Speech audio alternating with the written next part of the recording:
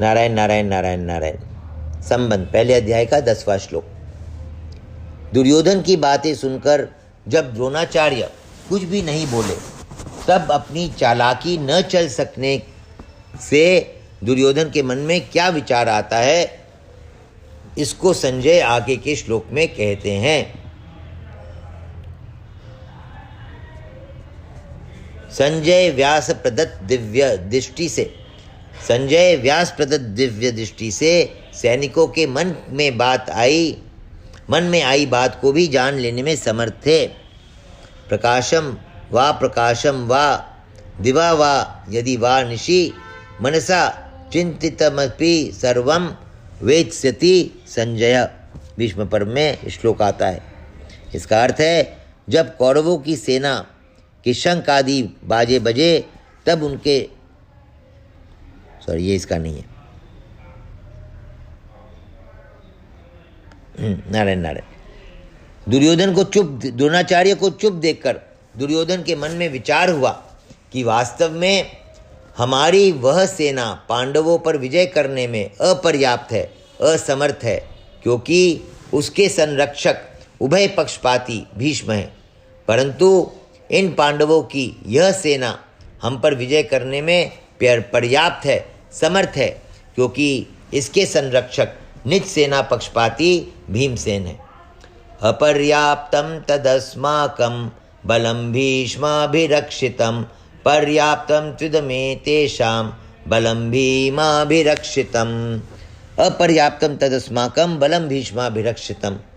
अधर्म अन्याय के कारण दुर्योधन के मन में भय होने से, अधर्म और अन्याय के कारण दुर्योधन के मन में भय होने से वह अपनी सेना के विषय में सोचता है कि हमारी सेना बड़ी होने पर भी, अर्थात पांडवों की अपेक्षा 4 अक्षौहिणी अधिक होने पर भी पांडवों पर विजय प्राप्त करने में है तो असमर्थ ही।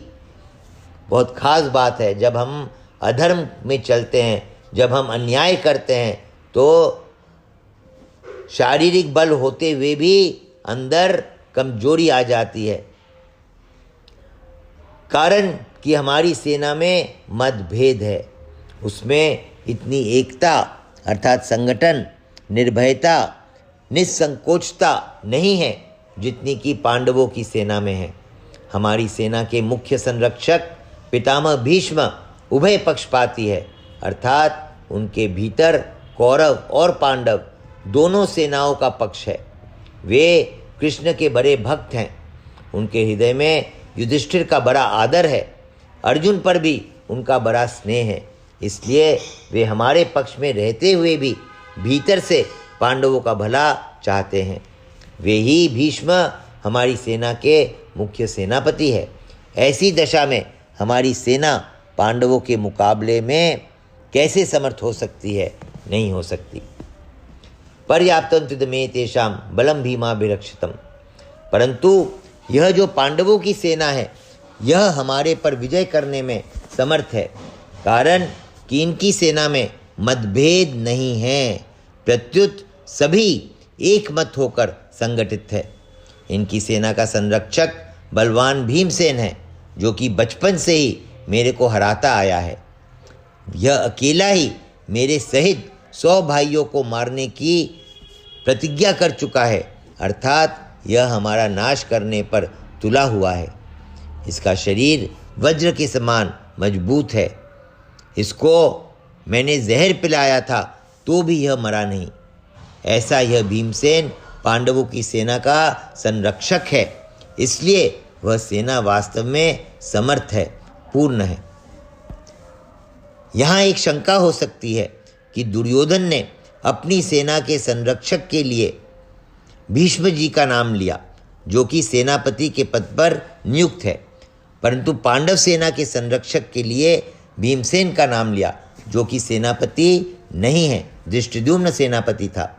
इसका समाधान यह है कि दुर्योधन इस समय सेनापतियों की बात नहीं सोच रहा है, किंतु दोनों सेनाओं की शक्ति के विषय में सोच रहा है कि किस सेना की शक्ति अधिक है। दुर्योधन पर आरंभ से ही भीमसेन की शक्ति का, बलवत्ता का अधिक प्रभाव पड़ा हुआ है। अतः वह पांडव सेना के संरक्षक के लिए भीमसेन का ही नाम लेता है। नारायण नारायण नारायण नारायण।